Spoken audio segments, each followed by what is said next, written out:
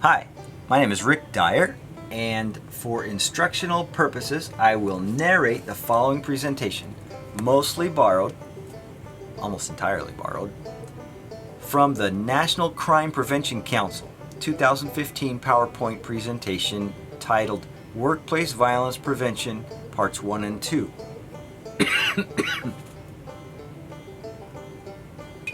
Excuse me. All right. My personal credentials include 20 some odd years of martial arts training. I was a U.S. Army interrogator, a Bachelor of Science in Occupational Safety and Health. I have my Occupational Health and Safety Technician credentials. I'm a Partners in Development Foundation Safety Manager. All right, let's get started.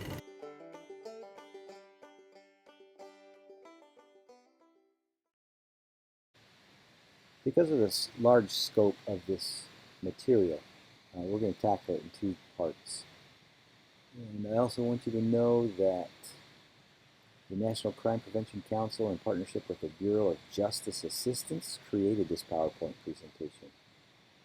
For more information, you can go to www.ncpc.org, www.bytecrime.org, or www.mcgruff.org. That's MCGRUFF, like the crime dog.org. And yes, that's a website for children. Our goal today is to learn about workplace violence, including legal issues, prevention, intervention, and response. We're going to define workplace violence. We're going to review the Occupational Safety and Health Act, the OSHA, of 1970 with regards to this subject.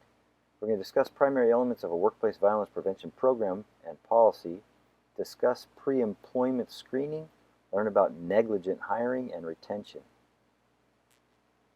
Identify characteristics of employee disenchantment, review stalking and workplace violence, learn ways to prevent workplace violence during termination, discuss the elements of crime prevention through environmental design, examine various aspects of physical security.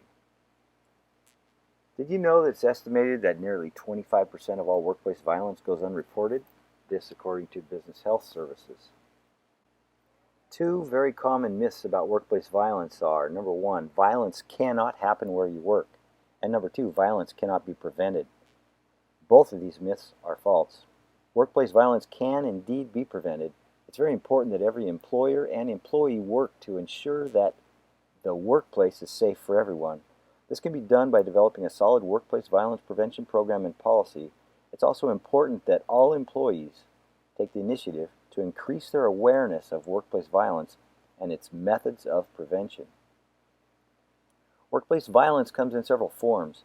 It's any threat or act of physical violence, harassment, intimidation, or any other threatening or disruptive behavior that upsets the workplace.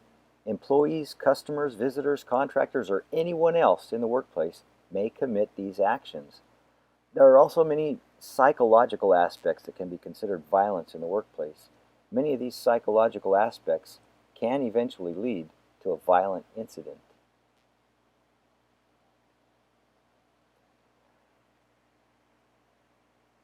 The person causing the violence has no legitimate relationship to the workplace and has come to commit a crime. So there are four types of workplace violence. That's bullet one. Number two, the person causing the violence is either the recipient or object of a service provided by the workplace, such as a current or former client, a passenger, or a customer. This person could be unhappy with the service provided or could have some other type of conflict with the agency that needs to be resolved. The person causing the violence could be a former employee. This could also be a person who was previously fired or laid off and feels this was done unjustly. This person could also be angry with a current employee. Number four, the person causing the violence is someone who has a personal relationship with a current or former employee, such as an abusive spouse or domestic partner. The highest number of reported incidents of workplace violence come from convenience stores and taxi cabs. Also, note that a significant portion of workplace violence is employment related, and these incidents continue to rise. There are several reasons why we should be concerned about violence in the workplace. It makes sound business sense to avoid exposure to litigation and for the safety of the employees. It's the third leading cause of fatal occupational injury in the United States. Obviously, every employer should be concerned about the safety and security of its employees and customers, and it makes good business sense to reduce the potential for workplace violence and to avoid exposure to litigation. Taking proper steps to avoid violence in the workplace leads to reduced liability and increased profits. Let's go over a couple alarming numbers. Each year, over 2 million individuals become victims of violence while working. About 500,000 victims of violent crime in the workplace lose an estimated 1.8 million work days each year. The average cost to an American business each year is estimated to be $36 billion. Average out-of-court settlement for a workplace violence-related injury is $500,000, and average jury award for a single workplace violence-related injury is $3 million, and that's $6.5 million if it's a workplace-related death. In light of these statistics, it's easy to see why when many employers see the financial impact of workplace violence, they take action to reduce it.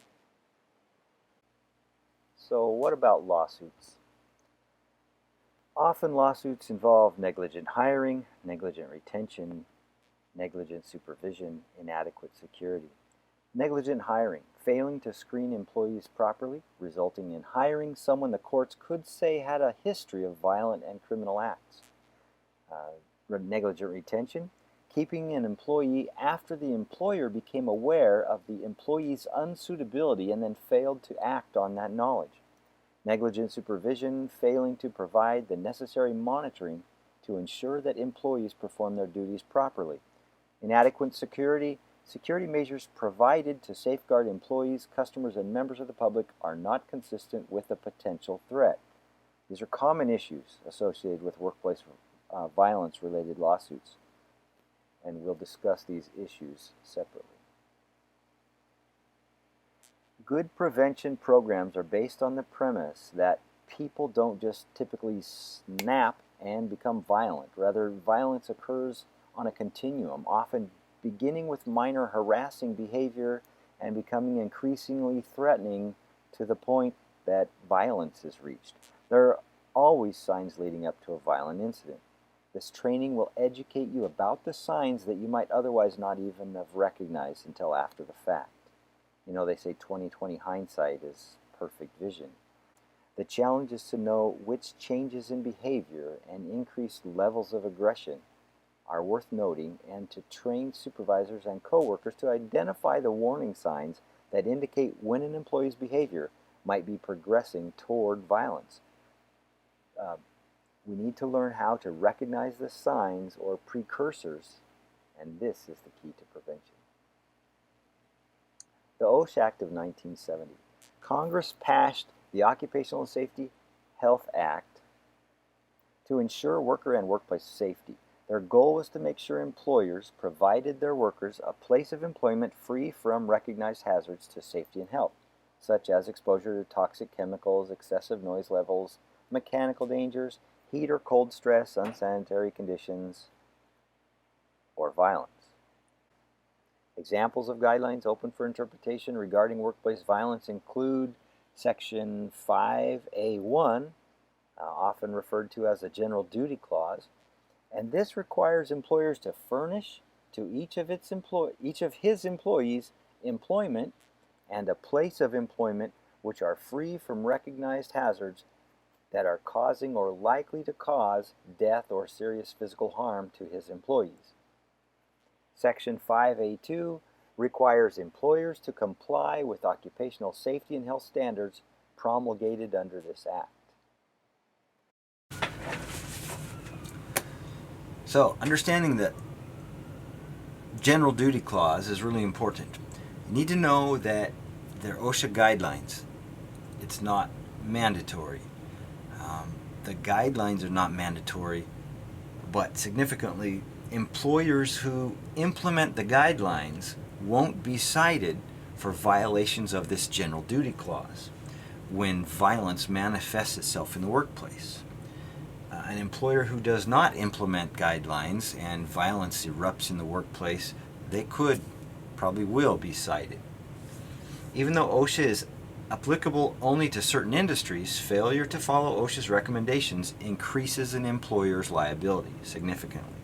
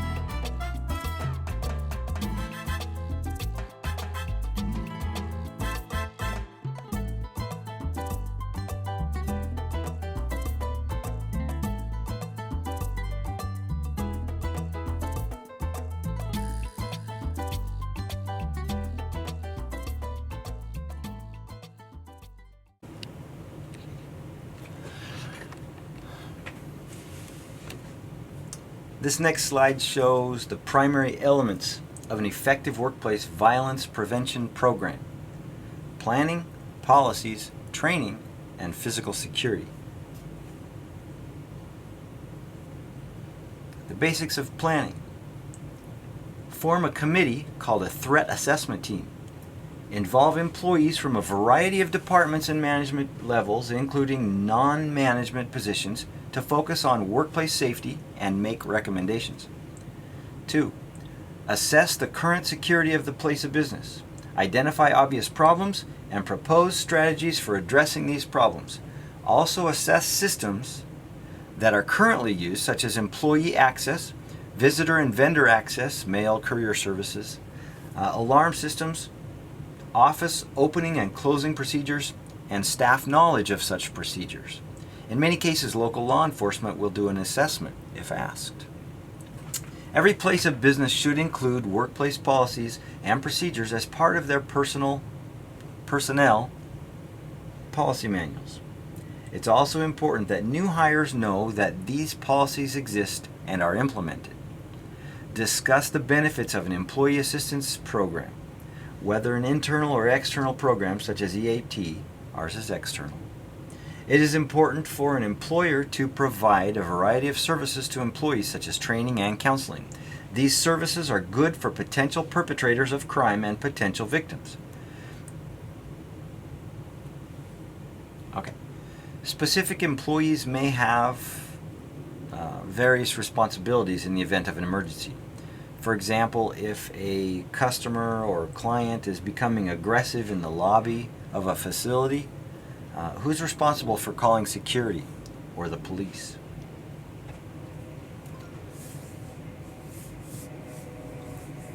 Also, with planning, utilize employee assistance program or other training resources to provide regular information and training to employees about how to be safe at work. Be certain to include how to prevent crime and what to do in the event a crisis happens in the office. Safety plans address what will happen in the event of an emergency. Plans include specific areas designated as safe places, escape plans, meeting places, and responsibilities that certain employees may have in the event of an emergency. Fire drills are conducted on a regular basis in most buildings. Partners in development offices, we require twice a year fire drills to be performed twice a year. Know where your safe zone is. Know who the fire warden is, the person in charge of taking all the names. Know who's going to be the last one out of the office or out of the building. If someone is trained to use a fire extinguisher, who's going to go in and perform incipient fire training if that's an option.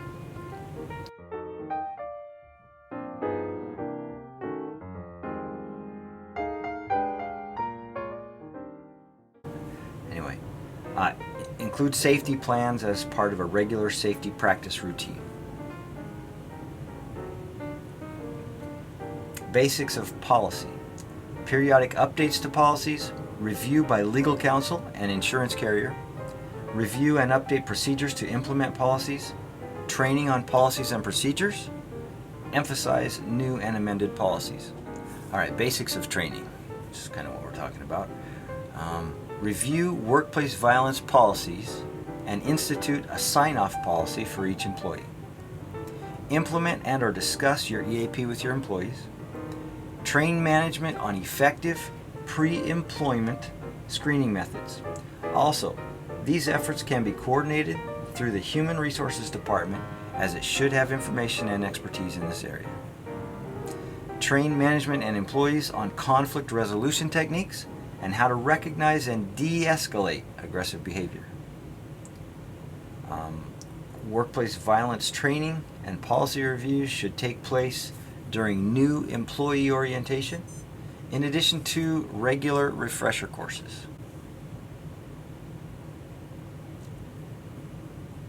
Continuing basics of training. Training management on effective termination of layoff practices. Train employees on how to recognize and report potential workplace violence problems. Review crisis response plan with employees and inform them of their individual responsibilities, if any. Okay, basics of physical security. Conduct a threat assessment of the property. Most major police departments offer this type of service. If yours does not, you can use a private security consultant, or if you have in-house security or someone with that kind of background. Consider incorporating modern CPTED practices, that's crime prevention through environmental design, into your security plan. These will be discussed in greater detail later in the presentation. If you're remodeling a building or creating a new facility, use crime prevention through environmental design architect, someone who's trained in that kind of architecture, or have your design reviewed by a CPTED trained police or security expert. The specifics of CPTED and how to implement its strategies are addressed later in the presentation. A threat assessment is very important and reveals potential vulnerabilities. CPTED should be used in addressing any vulnerabilities. All right, what about pre-employment screening and hiring? Sometimes there will be warning signs that an employee is likely to commit an act of workplace violence. Good pre-employment screening and hiring practices is a great prevention method to keep possibly violent employees away from your workplace. It's really important that you check references and former employers. It's absolute critical task of every employer. Failure to take the obvious step of calling references is common in many workplaces. The common excuse may be that the references will only say good things since the candidate has prepared them for the call, but still, this step should not be overlooked. Include asking about any possible substance abuse, excessive absences after weekdays or days off. If the background investigator has good interviewing skills, references can provide referrals to other individuals who may have been left off the application. The most important thing references can give you is other references. These are called developed sources. These are people who know the applicant but were not listed as references.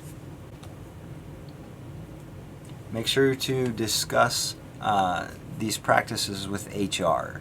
The state may have laws governing this type of source development. Having said that about discussing with HR, know that this comes from the National Crime Prevention Council. So it's pretty legit information. Hiring and retention. Looking for warning signs. What is negligent hiring? what are foreseeable circumstances and what are propensities. When interviewing to potentially hire someone, keep an eye out for previous histories of violence, emotional problems, career frustrations, antagonistic relationships, or excessive performance problems. Negligent hiring is placing a person with known propensities in a job when it is foreseeable that the new hire poses a threat of violence or injury to others. This theory goes beyond known propensities to include those that should have been discovered by a reasonable background investigation. There's no excuse for not conducting a reasonable background investigation. There are many free public websites where an employer can check the criminal history of an applicant. Most counties and states have these websites. When conducting a background investigation or speaking with references, you may want to inquire about possible conflicts and questionable situations in which the prospective employee may have been involved. A potential employee who is consistently involved with such conflicts could have a propensity toward negative behavior.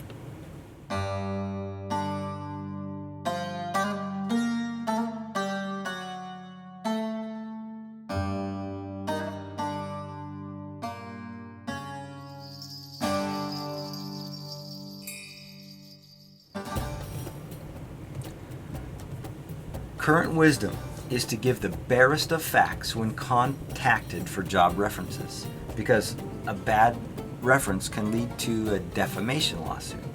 Recently, the outcomes of some defamation lawsuits have revealed that employers may now have an affirmative duty to disclose negative information, especially when dealing with an individual who may have a propensity toward committing violence or has already committed violence. Did you get that? That means if we call someone and they don't tell us of a problematic employee who has a propensity toward violence, that if that employee then later on becomes violent, that other employer could be liable in a lawsuit. The following is an example. John Doe worked for business A until he was allowed to resign because he was constantly harassing and threatening a coworker. During a pre-employment investigation of John Doe, business B contacted business A. Business A did not offer any information that John Doe had a possible propensity toward violence. John Doe is hired by business B and murders a business B coworker. Business B is sued for negligent hiring and in turn sues business A for failure to disclose the threat incident. Affirmative duty to disclose negative information. All right. Oh, stepped on my toe. So, what are some factors that could lead to workplace violence? Employee disenchantment. Not a happy camper. Absenteeism. Turnover. 3 levels of violence and aggressive behavior. Employee disenchantment. Disenchanted employees can become disgruntled employees, and a disgruntled employee could become a dangerous employee. Research has shown that in the case of employee-on-employee violence, these are 2 known facts. Violent behavior is not restricted to an employee with a gun, and there are usually signs that lead up to a fatal incident.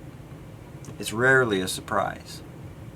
With proper training, procedures, and preparation, a potential risk can be identified and addressed.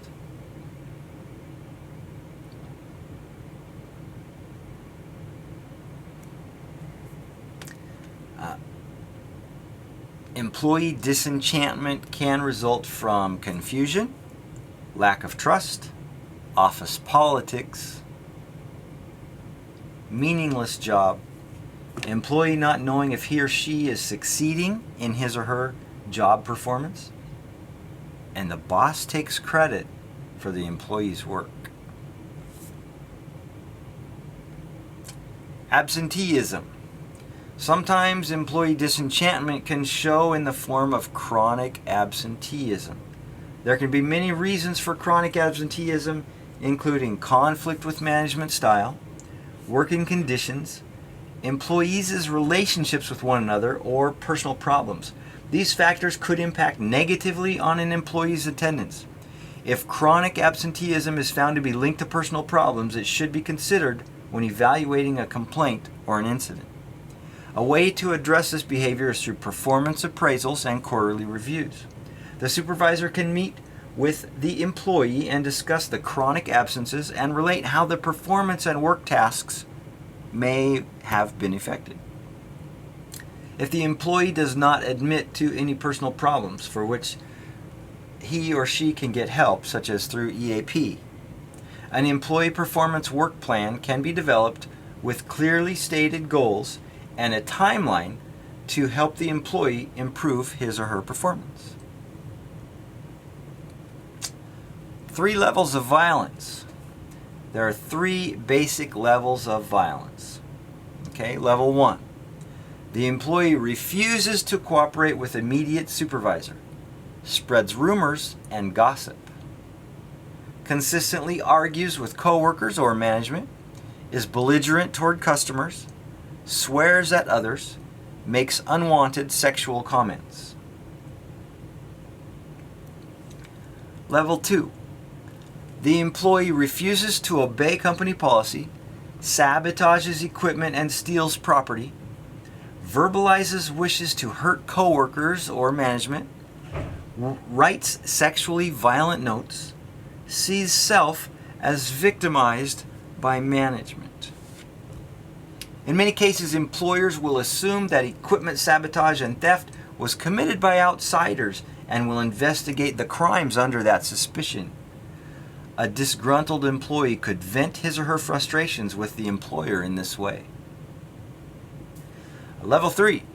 The employee has suicidal thoughts, has physical fights on the job, uses weapons, commits violent acts or crimes. Aggressive behavior in the workplace. All right. Aggressive behavior involves fear, intimidation, capitulation, punishment, anxiety, alarm, emotional distress, and anger. Aggressive behavior creates a very stressful atmosphere. The individual's behavior can start off as annoying, or he or she might display these behaviors indirectly, making the behavior not immediately obvious. Be on the lookout for sarcasm or hurtful sarcasm. An example of capitulation would be to say, "I give up. I'll do what you want." Examples of aggressive workplace behavior include harassment, could be telephone or written or face-to-face, stalking, threats, inappropriate communications, trespassing, or returning to the workplace after being told to leave. Once a disgruntled employee is moved from violence levels 1 and 2 to violence level 3, aggressive workplace behaviors could include these examples. And we just went over those examples. Other examples, workplace behavior: occupying or entering victim's dwelling and or vehicle, falsely impersonating with an intent to harass, making unwanted purchases in the victim's name. The perpetrator may be involved in violating the victim's privacy. They may falsely identify himself or herself to others to harass the victim. At this point, the victim may want to pursue getting a restraining order for his or her protection. All right. This concludes part 1 of workplace violence. We are now going to proceed with part 2 after a short break. I want to be able to cut the film if I need to.